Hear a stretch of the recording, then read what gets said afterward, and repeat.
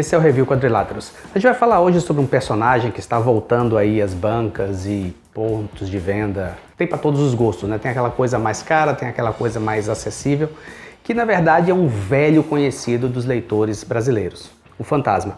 O Fantasma ele é considerado por alguns como o primeiro super-herói mascarado dos quadrinhos. A gente ainda, eu sei que eu falo muito isso, mas a gente ainda vai fazer um programa desmiuçando essa coisa de super-heróis. Mas a verdade é que o Fantasma ele apareceu realmente nos quadrinhos antes do Superman. Então, olhando-se por certo aspecto, ele realmente veio antes do grande super-herói da DC. E antes dele até tinha o Mandrake, mas aí cai um pouco essa coisa do que é super-herói pra gente definir um pouco isso aí. Mas o Fantasma sempre fez muito sucesso.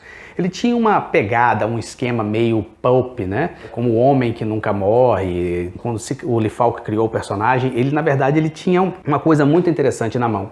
Porque ele tinha um personagem, ele fez um background muito bom para o personagem, que ele era o herdeiro de 400 anos de combate à pirataria e ao terrorismo, todas aquelas coisas malignas no mundo.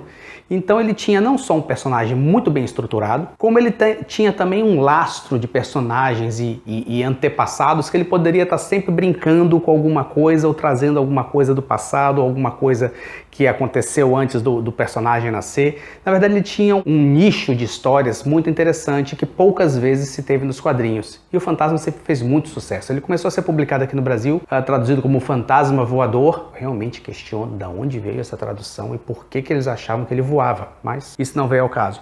E durante muito tempo, o leitor brasileiro sempre acreditou que o Fantasma tinha aquele uniforme vermelho, né? Porque na época existia uma certa limitação de pigmentos para revistas e realmente imprimir em vermelho aqui no Brasil as capas onde aparecia o personagem e depois o miolo das revistas era mais barato, mais interessante, de maior qualidade do que você ir para aquele tom meio arroxeado, púrpura do uniforme original. E durante muito tempo, muitos leitores acreditaram que o Fantasma tinha roupa vermelha. E o que é uma coisa interessante, porque em vários lugares, vários outros países, o Fantasma tinha roupa verde, tinha roupa azul, tinha várias tonalidades que eu acho que pessoas que partiram do mesmo pressuposto, né? Ele aparecia no jornal, era preto e branco, então pra gente botar a revista aqui, vamos estabelecer o que fica mais interessante pra gente.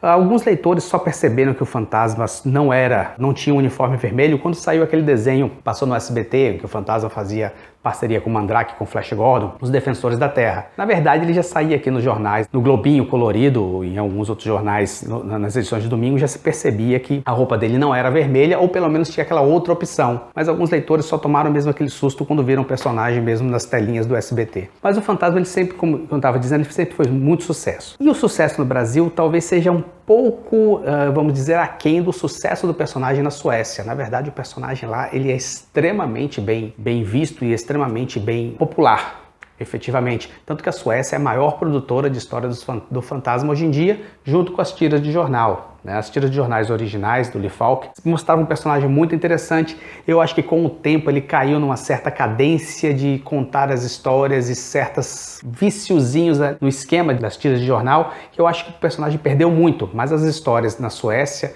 elas são atuais e são extremamente interessantes. O que acontece agora é que a Mitos está trazendo de volta o Fantasma depois de um hiato aí em bancas, ela chegou até a publicar algumas edições alguns anos antes, e está trazendo o Fantasma de novo para ir em uma série de produtos diferenciados. O Fantasma vai ter pelo menos duas edições, vamos dizer, com um pouco mais de luxo. Uma é uma edição em capa dura de uma minissérie atual do Peter David, com desenho do Sal Veluto, muito interessante, muito legal, mas não é a primeira vez que o Peter David trabalha com Fantasma. Quando a DC teve parte dos direitos de publicação anos atrás, nos anos 90, ele lançou uma minissérie, inclusive muito interessante, muito legal, do Fantasma, que nunca houve uma republicação aqui. De repente até um material que pode ver a luz de uma impressora novamente, porque saiu aqui somente nesse formatinho, esse formato limitado. E é um material muito bom. O Peter David ele realmente acertou muito com o Fantasma.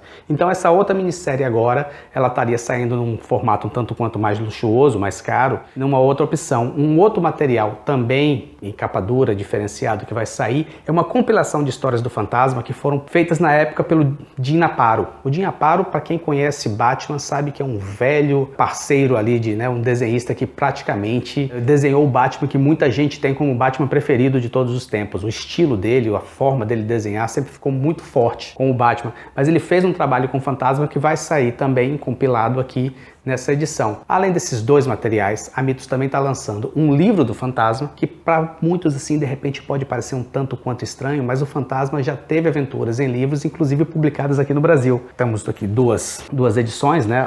O Mercado de Escravos e A Lenda do Fantasma. São histórias do próprio Lee Falk, com certeza com a ajuda de alguém dessa parte de prosa, e contava as aventuras do Fantasma. Saiu aqui por uma editorazinha pequena, inclusive foram 3 números. Agora a Mitos estaria trazendo de volta histórias em livro do Fantasma, vai lançar uma edição aí com uma outra história escrita pelo Lee Falk, que eu acho que vai estar bem no estilo desse material anterior. E tirando isso, o Fantasma também está de volta em bancas numa revista mensal ou bimestral, no caso, um tanto quanto mais barata, um papelzinho mais popular, e são histórias atuais. Esse material, ele está trazendo 2 histórias atuais que na verdade formam, né, fecham uma saga, num material exatamente produzido na Suécia. Tem um Fantasma um tanto quanto mais atual, uma história um pouco mais, vamos dizer, profunda do que aquela coisa meio pasteurizada que tem nas tiras de jornal. E me parece que essa edição, segundo eles disseram, ela vai trazer Aventuras do Fantasma, desse material sueco, bem como algumas coisas das tiras de jornais também atuais, e acho até uma parceria dele com o Mandrake estaria já aí, em um desses números estaria trazendo essa história.